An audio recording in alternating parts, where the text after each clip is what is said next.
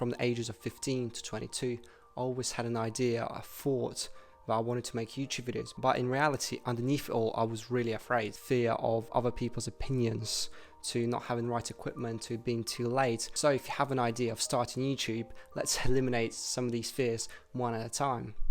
Fear of other people's opinions, or fear of not being liked, or fear of being judged. Here, you're afraid of others, their opinions, what they'll think of you, how they'll judge you, how they'll perceive you. So after watching YouTube videos about this, speaking to creators and experiencing firsthand, you realize that people really don't care. Everybody has their own problems. They live in their own little world, caring about themselves. So as an example, just think about last time you saw somebody trip on the streets. Maybe when you saw it, you smiled or laughed a little bit, but give it 5 seconds, you gravitate back to your own problems and your own little world. This is the same for basically anything else, like starting YouTube videos. People really don't care. So let's dial it back maybe about a year ago. So when I started making YouTube videos, my first dozen or so, when I spoke to my friends about it, they were like, Yarrick, well fucking done for actually starting this and doing what we want to do. But we had a 5-minute convo about it, but we just didn't care. In reality, everybody else is going to be in a very similar boat. It'd be like, oh, okay, cool, whatever, and let's move on to the next thing. So the YouTube channel really, nobody actually cares. Take it for somebody who was afraid to make YouTube videos for over 6 years, that 99.9% of the fear will literally dissipate. It will vanish as soon as you upload your very first YouTube video. Well, you realize that you got 0 subscribers, nobody watched the video, nobody's going to watch the video, and nobody cares. You feel like a weight's been lifted off your shoulder, especially because you've been thinking about making a video, you thought about it, you tried to do it, and you never did. So after you actually push past the hurdle, jump over it, and upload the video, you realize that, oh, nothing happened, and just go on with your day. There's not going to be this mental pressure of not knowing, oh, what's going to happen when I make the very first YouTube video. All this mental resource, all this mental capital will be used to actually make better YouTube videos and slowly learn and slowly progress and compound the videos you do make, instead of being afraid of not knowing what's going to happen. I don't know what I was expecting. Did I think of somebody's going to jump out from the screen, slap me, and say the videos are really bad? Point number 2, I need good equipment to start. No, you really don't. The camera which is in your phone is more than good enough for what you actually need it for, and especially right at the very start. And having a camera which you already know how to use will fast forward this process, because if you have a very complicated camera, you need to figure out how to use all the settings. It's going to be an extra step which you need to kind of think about, an extra level of complexity, which at the start you want to kind of decrease and make it as easy as you possibly can to actually start. So everything you're going to do, get your phone, that you put it up or put it on some shelves or wherever else, or hold it up, it doesn't matter, just press record and say something.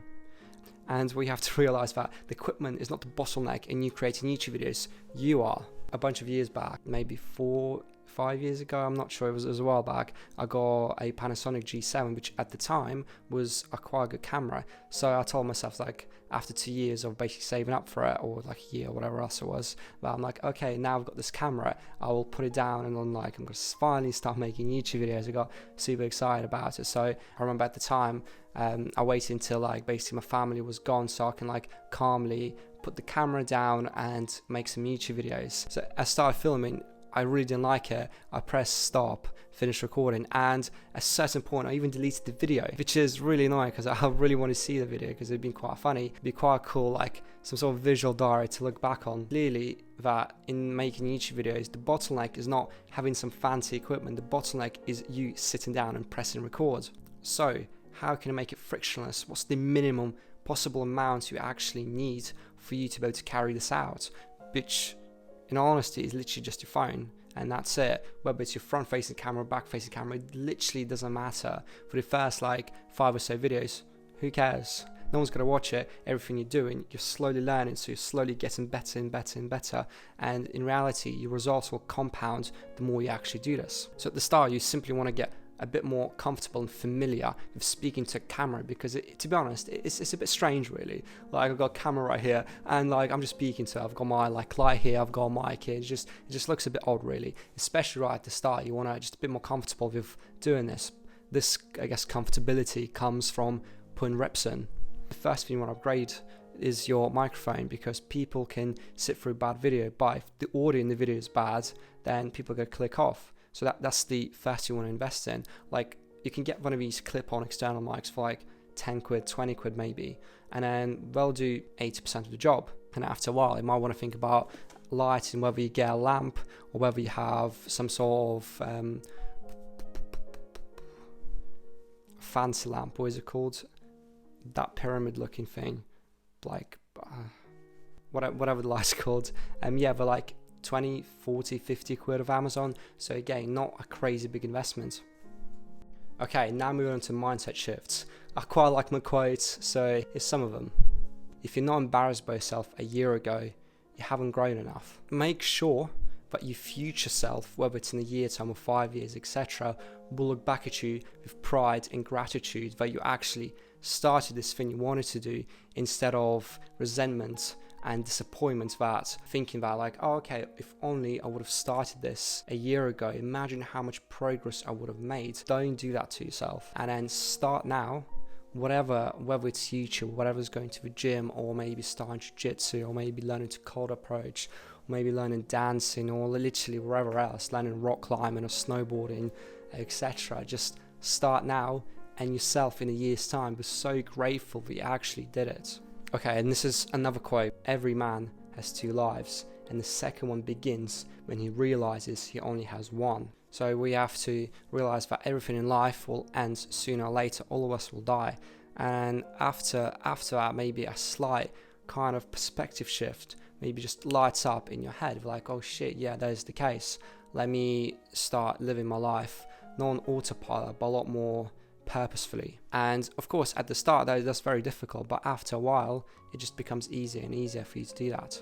Okay, here's a little passage from Courage is Calling by Ryan Holiday. If it was easy, everybody would be doing it. If everyone did it, how valuable would it be? The whole point that it's hard. The risk is a feature, not a bug. So this barrier to entry is a good thing. It will weed out people who don't want it hard enough. Whether it's me, because like, well, I'm 40-ish videos in, I've got like 135 subscribers, like maybe I'll stop in 2 years, and ultimately have to take accountability for that I simply just didn't want it hard enough. For last year, could I've tried a bit harder to maybe work a bit harder on my thumbnails or stuff like this? Of course I had, but in reality I didn't.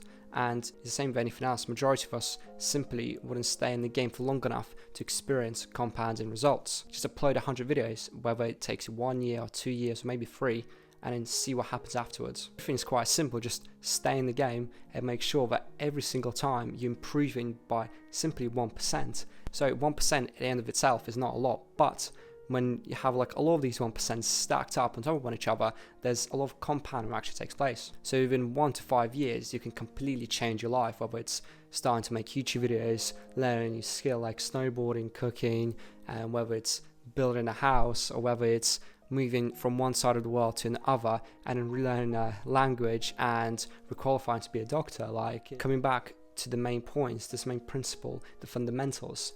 Your first 100 videos will be trash. Embrace it and enjoy the learning process. Thinking about your first 10, 25, 100 videos will be incredible. That is literally ridiculous, especially if you had no prior experience doing any of these kind of different skills.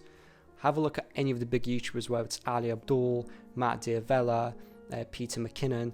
Their first videos, even with their kind of expertise, were not great. They built this, they harnessed it through simply staying in the game for long enough to experience this compounding results. See, there's luck involved, there's unfair advantages, but the thing is, at the end of the day, the more reps you put it, the more consistent you stay with it, the longer you stay in the game, the more opportunities luck has to strike you. And in reality, there's a lot of just these micro fundamental skills you learn by simply staying in the game and making YouTube videos, whether it's 100, 200, etc. Like, everything is there, available online. You have all the information. Everything you have to do is literally just be there and put the reps and stay accountable. So coming back to this underlying point is accountability. This is the main thing what helped me started with actually making YouTube videos. This is one of the reasons why I ended up joining P2A, Part-Time YouTube Academy, which is basically a live cohort, I think 5-week course or something like that, by Ali Abdul. So the main thing what I got out of it is the accountability side of it. Firstly, having an accountability buddy who was there basically with me, says like, Yarek, if you upload this video, why not? Like, what are you doing, kind of thing. And then being this community where making YouTube videos was the norm. If you didn't make YouTube videos, you are the odd one out. You're like the weirdo. Like, mate, why the fuck are you not making YouTube videos? What are you doing? So this habit which you want to implement was the norm of the group. And I think this is one of those things which really helped me. So a lot of the times, this is what I try to do, just pull a lot of money down on a course or coaching, etc.